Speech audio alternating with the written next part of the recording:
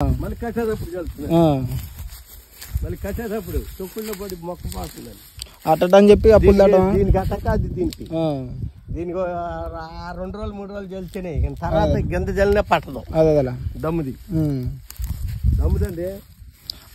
అప్పులు చేసే వాళ్ళు ఏముంది బాబాయ్, ఇప్పుడు కొంతమంది ఉన్నారు 10 ఎకరాలు కౌలు తీసుకోవడం, పురుమంది కొట్టి కూడా బాకీలు తేవడం, ఇటు ఎరువులు కొట్టి కూడా బాకీలు తేవడం, ఇప్పుడు నీ బట్టి రైతుల దగ్గర ఉంది 2-3 లక్షలు తీసుకురావడం, పండితే ఇచ్చేయడం, పండకపోతేనేమో ఎగనామా పెడతాం.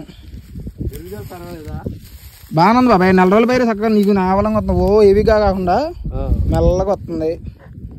అది అయిపోయింది.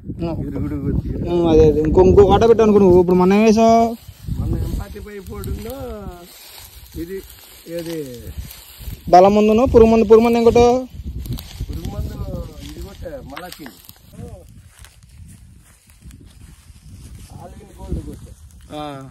ఈసారి ఏం చేద్దాం అంటే సాపును పురుగు మందు కుక్కలేం పడేసి సాపు వేసుకో. మళ్ళీ అందరూ కూడా బలం మందు ఒకసారి తగ్గించేసి దోమకు కూడా వేసి ఇండెక్స్ కూడా వేసేసి పనిలో పని అయిపోద్ది బాబాయ్. అది పద్దాకి ఇది లేకుండా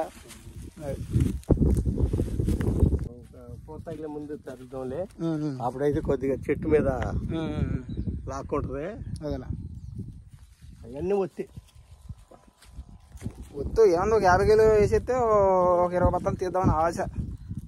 అది ఇప్పుడు వచ్చేనే మాది పలసన కల్లా అలా ఆలోచన బాబాయ్. అది మాది 40 బత్తాలు అయింది. ఇది పలసన పలసనే. మరి ఒత్తులు ఎంత తీసారు? ఒత్తులు 35 అయింది.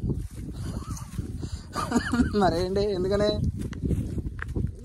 మరి ఆయన ఎన్ని కట్టలు వేసాడు, నువ్వు ఎన్ని కట్టలు వేసావు? మరి నా మీద ఎక్కువ కట్టలు ఆయన వేసాడు. నేనేం వేసానండి 2 కాంప్లెక్స్ 3 ఏరియా అంతే అయిపోయింది. వాళ్ళు ఎన్ని వేసారు? అలా కోటాకి రకాలు మారుతున్నాడు. 20 బీజేపీ. మరి ఎన్ని కట్టలు తేడా వచ్చింది నీకు ఆయనకి? నీకు ఆయనకి ఎన్ని కట్టలు తేడా వచ్చింది? 5,000 బలంతా అయిపోయింది నాకు. ఎకరానికి మొత్తం మీద దిగుబడిలో కూడా 5 బట్టలు తేడా వచ్చిందిగా.